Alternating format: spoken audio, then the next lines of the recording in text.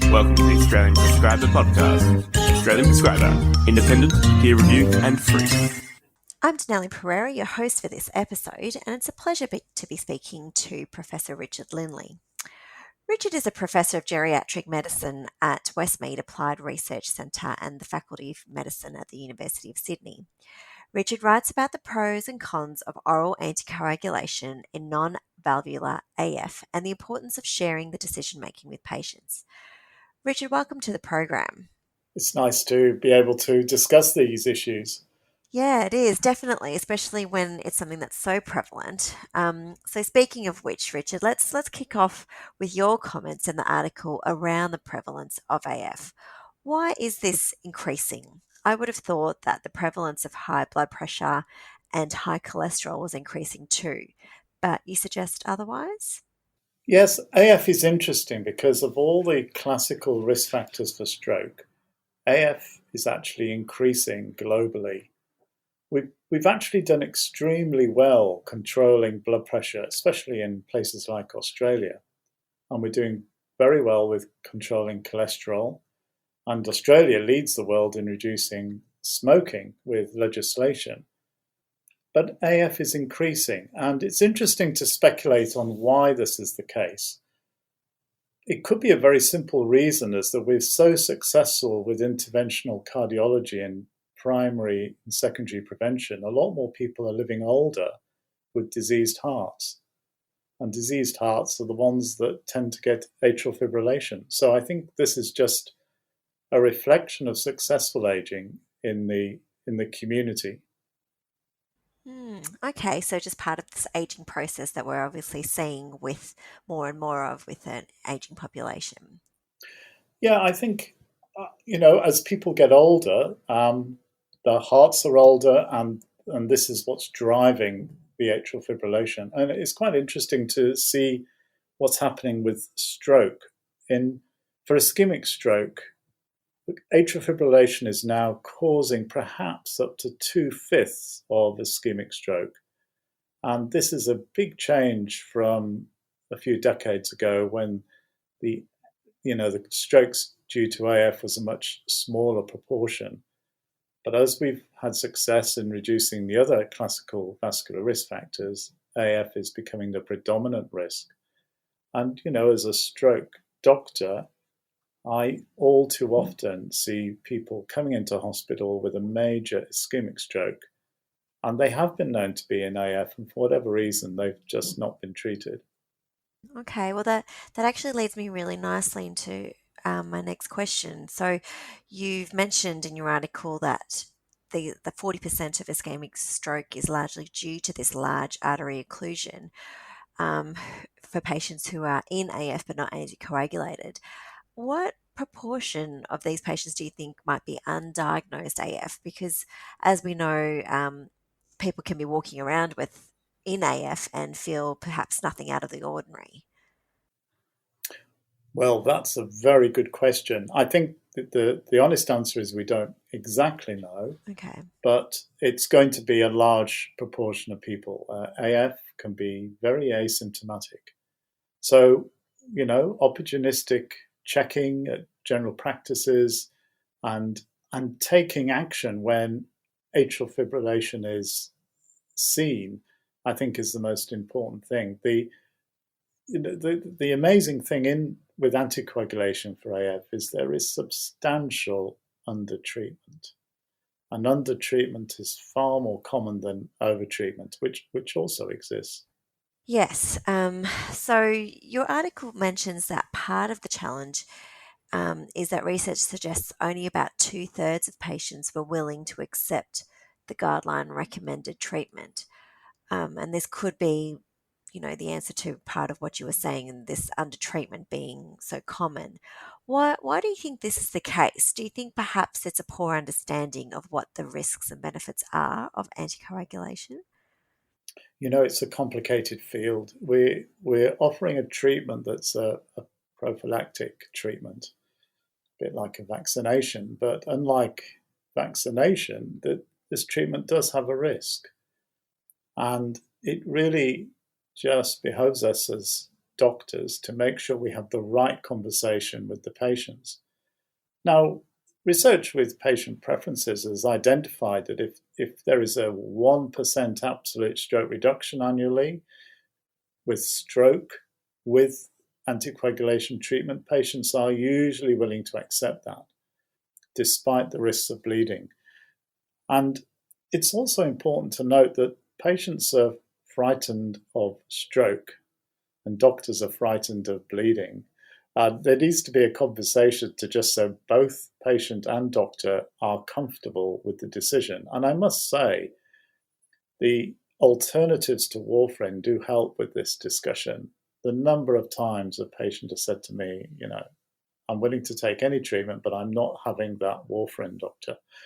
So having the direct oral anticoagulants now available, and we've got good experience of using these new drugs, I think that's very helpful in moving to correct the undertreatment issue in Australia. And a lot of it comes to convenience, doesn't it? Which you've also touched on in your article. And I think we as health professionals often forget how inconvenient medicines are until we ourselves have to take them. So, what are some of the inconveniences with warfarin that is not seen or not there when you're taking a direct oral anticoagulant? Well, obviously, the lack of a standardized dose is an issue, and that means you've got to have your regular blood tests. And we know that a substantial proportion of time people are not in the ideal therapeutic range when they're on warfarin. So the direct oral anticoagulants with a fixed dose regime that may need to be altered with regards to age, renal function, and weight. But once you're on that regime, it's a much more stable regime, and people seem to accept that far more easily than the hassle of warfarin. Okay, and so you think dosing is probably the most common, the most important convenience factor? Is there any others that are worth mentioning? Well, patients like once a day treatment, and some of the direct oral anticoagulants can offer that regime. It's an interesting observation that one of the advantages of warfarin in retrospect has been the fact you can miss a dose of warfarin and you're not in trouble. If you're on a once a day direct oral anticoagulant and you miss a dose, you could be anticoagulated quite quickly. So I think as we learn to transition to the new anticoagulants, we also start appreciating some of the advantages of warfarin that we may not have realized in the past. That we overlooked. I guess one other thing is to keep in mind is that warfarin has just such a plethora of drug interactions that you have to be constantly skirting around, whereas the direct oral anticoagulants have their share of it, but nowhere near to the level of warfarin. So that can make it a lot easier, especially when you're talking about patients that do have these multi-comorbidities and lots of other drugs, polypharmacy too. Yes, checking the interactions with warfarin was always a difficult issue, and there's the controversy about whether you have to adopt a very strict diet if you're on warfarin. So all these issues are a hassle for patients, and I think that's one reason why we're having more success, I think, getting people to take the direct oral anticoagulants, such as the apixaban, rivaroxaban, and dabigatran. Mm-hmm. And so when it comes to bleeding risk, Richard, we can't just lump all bleed risks together, can we?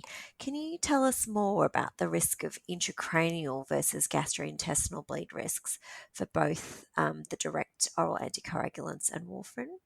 Well, the good news is the risk of intracranial bleeding is reduced with the direct oral anticoagulants compared to warfarin. And this is a substantial benefit because once an anticoagulation hemorrhagic stroke has occurred, although there are treatments to reverse that bleeding, they're difficult and they're time dependent and the damage is already done. So the primary prevention of those intracranial hemorrhages is really important by having the safer agent.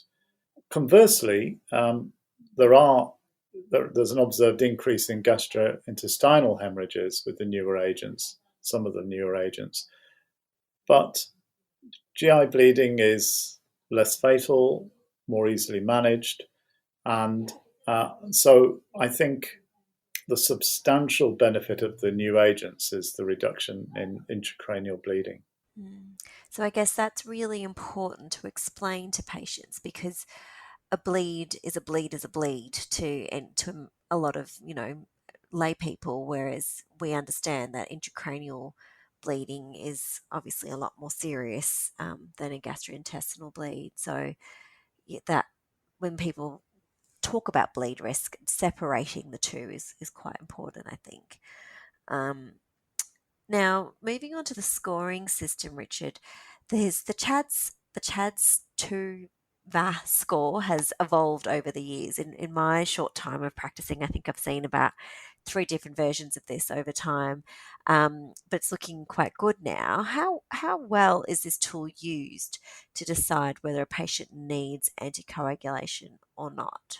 Well, I think the short answer is that we probably don't use the tool very well, and that's part of the problem. Um, as a geriatrician, my life's a lot easier because um, people who are aged 65 to 74 years get 1 point anyway, and people over 75 years get 2 points under the system. And we're generally recommending treatment in AF when you're scoring 2 points or more. I think far more important is just to try and remember the key other risk factors that put up your risk of having a stroke. And those are, the ones that would be fairly obvious: having a previous history of stroke or TIA, any vascular disease, diabetes, hypertension, or heart failure. Now, if people want to check the score before they initiate therapy, well, that's good. And I'm a great believer in being a computer-assisted doctor. Despite being a professor, I have no shame in taking out my iPhone on ward rounds and looking up medication on iMIMS or some of the other apps that the health service provide me free. I look things up all the time. And I think as doctors, we've got computers in front of us and it's worth checking. And I think for something as serious as a long-term initiation and treatment of anticoagulation, checking things carefully at the very beginning is pretty good practice, I would say. Mm. And coming back to what we spoke about earlier, would you say that patients that have some of the risk factors mentioned in this tool should be routinely screened for AF? Because we've talked about how asymptomatic they can be. So, for example, would you say someone with a history of perhaps heart failure and hypertension should be screened for AF maybe twice a year or so? Well, I probably can't give you the exact data on screening, but I think the new technologies are amazing. There are mobile phone technologies that can now detect atrial fibrillation with a clever device. There are pharmacies that are able to check your cardiac rhythm.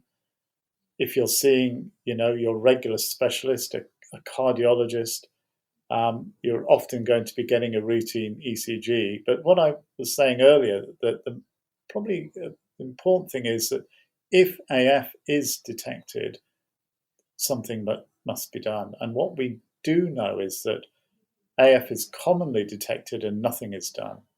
So I think the screening question is still a great area for new research to get better screening, but opportunistically, yes, check that pulse, check the ECG if there's any doubt. In my own clinic in geriatric medicine at Blacktown Hospital, I get an ECG done every so often when I'm detecting an irregular pulse in someone who was not known to be in AF. And you often find it's just frequent ectopics and you can relax, but it's so important to just identify the onset of atrial fibrillation or paroxysmal AF.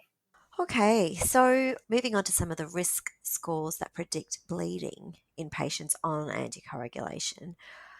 Why have they not been quite as useful as we had hoped? Do they still have a role? Do you still use them in practice? No, I don't use them routinely in practice. I think the problem we've found is that the scores that predicting bleeding are also the ones that identify people at high risk of that ischemic stroke. So what's probably more important is that if someone has an obvious bleeding risk factor that is amenable to treatment, that would be worth attending to. For example, if you're seeing someone who's got bleeding hemorrhoids, getting those fixed with a surgeon before you initiate anticoagulation is a really good thing to do. If people are drinking alcohol excessively, trying to, approach that issue before considering anticoagulation is important. And of course, the big risk that geriatricians fear is the risk of falls. Falls, when you are anticoagulated, can be really very serious. And it's hard to get the exact data in Australia, but there's probably several hundred fatal bleeding events in older people who have fallen over, hit their head, and they're on anticoagulants. So it's not a trivial risk, and these things need very careful judgment. And it's hard to improve a falls risk, but if there are things that you can do, you should be doing this as part of your assessment of whether you should be anticoagulating someone. And if I'm not mistaken, I think NPS, Medicine Wise, does run some online courses on falls risk assessments if there are listeners out there interested in looking into that further. Richard, for the GPs who are trying to manage patients that see, multiple specialists, what would you say is the best way to manage the need to be on both an antiplatelet and anticoagulation? I'm sure there's, a lot of people out there that struggle to juggle the conflicting sort of needs and then the duration of therapy to be on the antiplatelet. What are your tips for GPs out there managing this? I think my main tip would be to get an absolute time period for when the double antithrombotic is required, and to put a reminder in your notes to stop the antiplatelet agent as soon as possible. We know that anticoagulation and antiplatelet agents given together undoubtedly increase the bleeding risk, but that might be worthwhile for short-term treatment for particularly high-risk periods, for example, after cardiac stenting. But you really need very clear advice from the specialist who's advised the double antithrombotic regime as when it can be downgraded to just the anticoagulant as soon as possible. And this is really important. We don't want to increase the number of iatrogenic bleeds. And even if that means a phone call to the cardiac specialist, then so be it, right? Just to clarify that. And yes, when your GPs are sending in a referral, a little sentence of "I'd be grateful for your advice of when it's safe to stop the antiplatelet agent" is a very nice, not so subtle hint for the cardiologist or vascular interventionalist. Yeah. So, Richard, your article does touch on the importance of blood pressure management in AF patients. Can you talk a little bit more about this with us today? Yeah, this is very important, actually. We always worry about bleeding risk with anticoagulants, and we worry about the dose of anticoagulants and other factors. But one very simple thing is that if your blood pressure is well controlled with low variability, that substantially reduces the intracranial hemorrhage risk. We saw this very nicely demonstrated in the UK BAFTA trial when the risks of bleeds were pretty similar with aspirin and warfarin, and I think it just demonstrates that really good blood pressure control can really help reduce that intracranial hemorrhage risk. Excellent. And lastly, Richard, what's your favourite strategy to get patient buy-in with anticoagulation? After all, there is really no point in prescribing it if they're not going to take it. Well, I think reassuring them that we've got substantial data from the clinical trials and also from real life practice that the new anticoagulants are really safe, are an improvement over warfarin, and we've now got substantial experience in using these drugs. So yes, they are a bit more complicated than other medication, but it's worth taking these tablets regularly to prevent a nasty stroke in the future. Absolutely. Well, that's unfortunately all the time we've got for this episode. Thank you so much for joining us today, Richard. And thank you for the opportunity.